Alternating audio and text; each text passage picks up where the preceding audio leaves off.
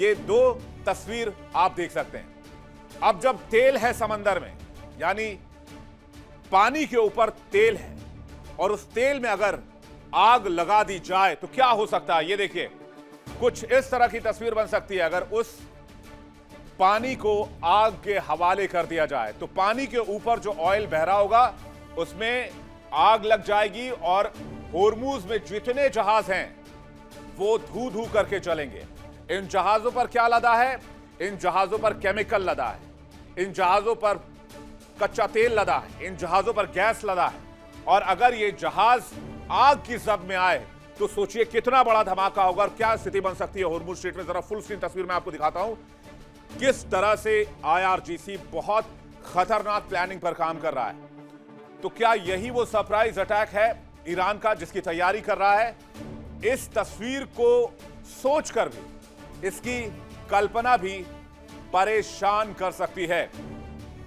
तो ईरान ने समंदर में आग लगाने की तैयारी कर ली है, और अगर ऐसा हुआ तो पूरा Hormuz strait, Persian gulf, gulf of Oman में जितने जहाज हैं सब जलेंगे, सब इसकी जद में आएंगे। किस तरह से समंदर में एक बड़ी प्लानिंग कर रहा है ईरान, और ये सूत्रों के हवाले से खबर है कि अगर यहां पर ईरान के ऊपर ज्यादा प्रेशर डाला गया तो वो पूरे होर्मुज को आग के हवाले कर सकता है। ऊपर आग, बीच में पानी, नीचे सी माइंस, मतलब तबाही ही तबाही। और उसके बाद ऑयल मार्केट का क्या होगा इसके बारे में अंदाजा तक नहीं लगाया जा सकता है। ऑर्बिटल EOS की निगरानी रिपोर्ट की माने तो हर दिन लगभग 3000 बैरल से लेकर 30 लाख बैरल कच्चा तेल समंदर में उतार रहा है ईरान। समंदर में ईरान तेल उतार रहा है, उसके बारे में अब आपको जल्दी से बताते हैं।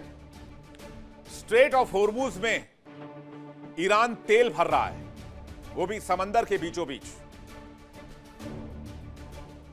और 3 से 3 लाख बैरल तक तेल हर रोज ईरान उतार रहा है।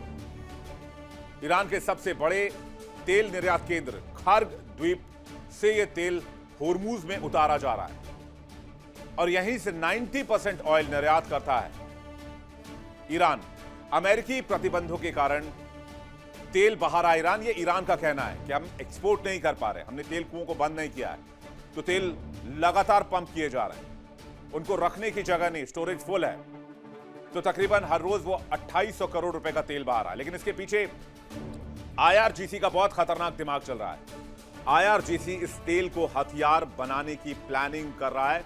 बहुत पुख्ता सूत्रों के हवाले से यह खबर हमें मिली। ईरान का तेल ईरान का हथियार बनेगा। ईरान तेल समंदर में गिराकर वाटर बम बनाने की प्लानिंग में है, और अगर इस वाटर बम में आग लगाई गई तो पानी में आग लगेगी, और पानी में आग लगी तो होर्मुज में मौजूद जो भी जहाज वहां हैं उन सब के ऊपर डूबने का खतरा पैदा हो जाएगा। समंदर में कच्चा तेल लगाकर आग लगाने की तकनीक रूप से संभव है, लेकिन इसकी व्यवहारिक सीमाएं हैं। कच्चा तेल पानी पर तेजी से फैलता है, लेकिन खुले समंदर में हवा और लहरें तेल को तुरंत बिखेर देती हैं। इसलिए अगर आग लगाई गई तो आग एक जगह नहीं रहेगी, ये तेजी से हवा और लहरों के साथ आसपास फैलने लगेगी। यहां बंदरगाहों के पास तंग होर्मुज में विनाशकारी हो सकती है। नुकसान ईरान को नहीं होगा ऐसा नहीं है, ईरान के आइलैंड्स को भी बहुत बड़ा खतरा है, लेकिन ईरान ये नुकसान झेलने के लिए तैयार है। ईरान का मानना है कि हम नहीं तो फिर कोई नहीं। होर्मुज जैसी तंग जगह पर सिर्फ 34 किलोमीटर की चौड़ाई है, और यह दांव बहुत खतरनाक है। ईरान ने जो धमकी दी है कि कोई भी जहाज बगैर अनुमति के नहीं गुजरेगा, अगर वो निकला तो आग के हवाले किया जाएगा। यह धमकी सुनने में भले ही चौंकाने वाली लगी, लेकिन बीमा कंपनियों, शिपिंग कंपनियों और सरकारों ने इसे गंभीरता से लिया है। आपको याद होगा अमेरिका ने होर्मुज से जहाजों को निकलवाने के लिए ऑपरेशन प्रोजेक्ट फ्रीडम की शुरुआत की थी। इसके जरिए होर्मुज से जहाज निकलवाने की कोशिश कर रहा था, लेकिन ईरान के डर से कोई भी जहाज होर्मुज से निकल नहीं पाया। यानी अब समझिए, अगर ईरान ने समंदर के तेल में आग लगा दी, जो तेल वो समंदर में लगातार छोड़ रहा है, तो क्या होगा? कौन कौन इसकी जद में आएंगे? वर्तमान में कौन कौन से एयरक्राफ्ट कैरियर, युद्धपोत, डिस्ट्रॉयर्स वहां पर हैं, ये मैं आपको बताता हूं। तो सबसे पहले बात अमेरिका ने इस पूरे इलाके को घेर रखा है जिससे कि वो ईरान को चोक कर पाए, ईरानी तेल न निकल पाए, और ईरान को झुकाने की कोशिश में लगा है अमेरिका कि ईरान घुटनों पर आ जाए। लेकिन खतरा अब अमेरिका के ऊपर ज्यादा है। अमेरिका ने चारों तरफ से ईरान को घेरा हुआ अमेरिकी युद्धपोत है और उसी समंदर में जहां अमेरिका मौजूद है वहां तेल डाला जा रहा है। अमेरिका ने 20 से 29 युद्धपोत तैनात किए हैं। ईरान और होर्मुज स्ट्रेट के पास युद्धपोत खड़े हैं। अमेरिका ने 3 एयरक्राफ्ट कैरियर भी तैनात किए हैं। Ibrahim Lincoln, Gerald R Ford और जॉर्ज डब्ल्यू बुश तैनात हैं। युद्धपोत में विध्वंसक, फ्रिगेट और ट्रांसपोर्ट शिप भी शामिल हैं, यानी जंगी जहाजों का एक बहुत बड़ा बेड़ा यहां पर मौजूद है। और अगर इसमें आग लगा दी जाए तो क्या होगा? तस्वीर आपको दिखाते हैं फुल स्क्रीन कि किस तरह से स्थिति विध्वंसक हो सकती है। ईरान ने अगर समंदर में आग लगाई तो ये सभी 20 से 29 की संख्या में युद्धपोत हैं जो कुछ इस तरह से जलकर खाक हो सकते हैं।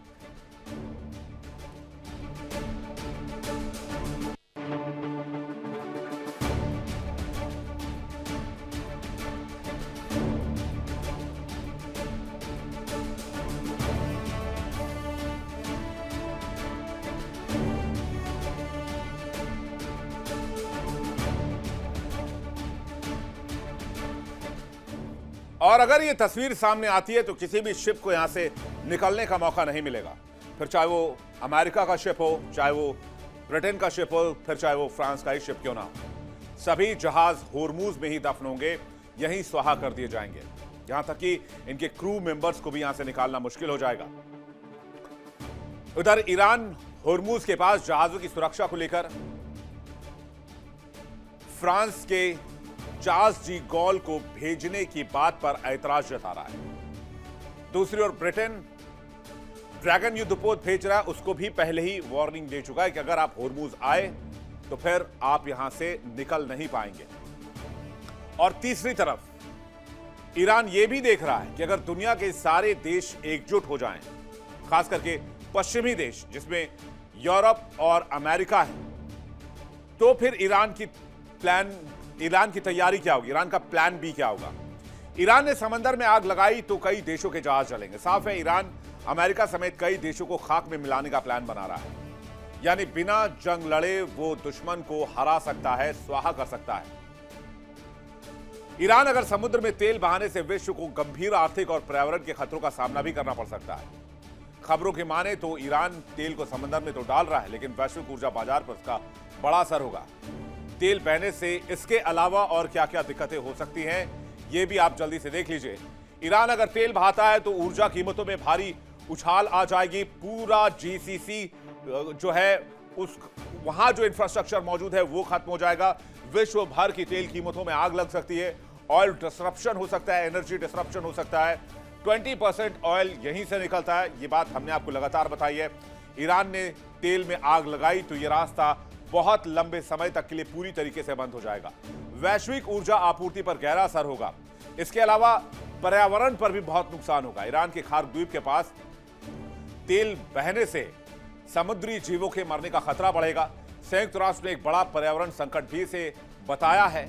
यह रिसाव कतर और यूएई की तरफ भी बढ़ रहा है, यानी कि अगर इसे सिर्फ एक चिंगारी मार दी गई तो आप समझिए कि इसका इंपैक्ट क्या होगा। इसके बाद विश्व के कई देश अमेरिका पर दबाव बनाएंगे। ईरान की घेरेबंदी हटाने के लिए दबाव बनाया जाएगा।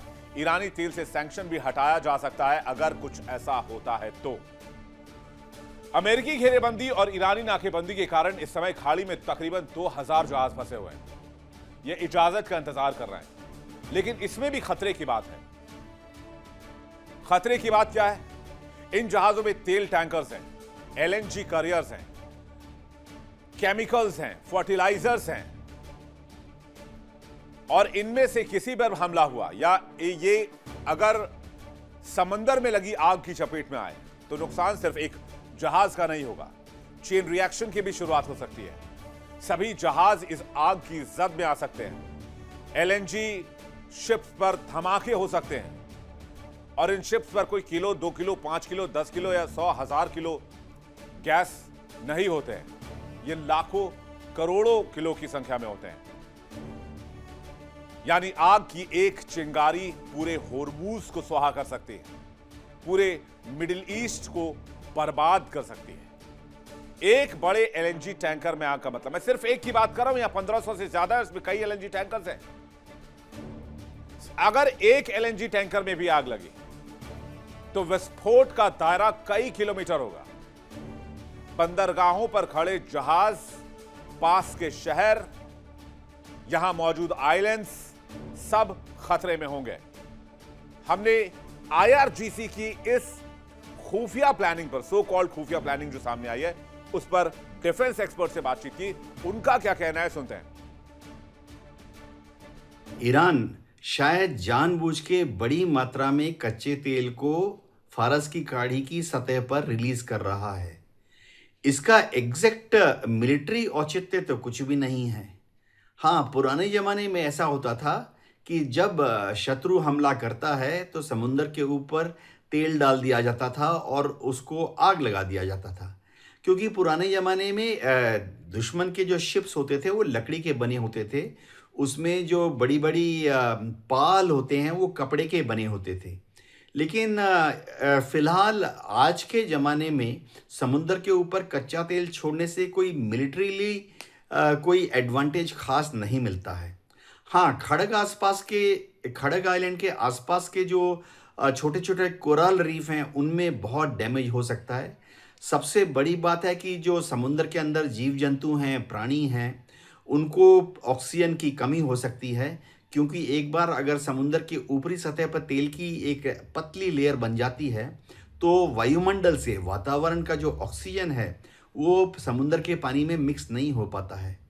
एक और नुकसान कच्चा तेल समुद्र के ऊपर छोड़ने पर यह है कि ये सारा कच्चा तेल कुछ महीनों के बाद या कुछ सालों के बाद एमलगेटेड होकर रबर के बुलबुले जैसे बनकर समुद्री तट पर वापस आ जाता है। तो समुद्र के तट पर मीलों तक जो रेत है, जो कोस्टल एरिया है, वो काला पड़ जाता है। तो क्या ईरान जानबूझकर समंदर में तेल गिरा रहा है? क्या वो ओल्ड वॉर स्ट्रेटजी का इस्तेमाल कर रहा है जो आज की तारीख में देखने को नहीं मिलती? कहते हैं होर्मुज में समुद्री धाराएं बहुत धीमी हैं। 1991 में खाड़ी युद्ध में सद्दाम हुसैन ने कुवैत के तेल कुएं में आग लगा दी और फिर बाकी बचे तेल को समंदर में गिरा दिया। इससे आसपास के इलाकों में काफी विध्वंस हुआ और इसका असर काफी सालों तक रहा। होर्मुज में अगर ऐसा हुआ तो अव्वल सारे जहाज खतरे में होंगे।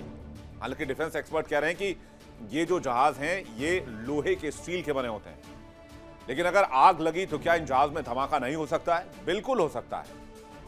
और इसके साथ साथ एनवायरमेंट के चैलेंजेस अलग हैं। समुद्री जीवों के मर जाने की भी आशंका है। यूरोप और एशिया पहले से चिल्ला रहे हैं। आईईए के प्रमुख ने संकट को इतिहास की सबसे बड़ी वैश्विक ऊर्जा सुरक्षा चुनौती करार दे दिया है। पर्यावरण तबाही इस दबाव को और बढ़ाएगी। अमेरिका को दोहरे मोर्चे पर जवाब देना हो सकता है। देखिए इंडिया डेली 24/7 अब आपकी स्मार्ट टीवी पर।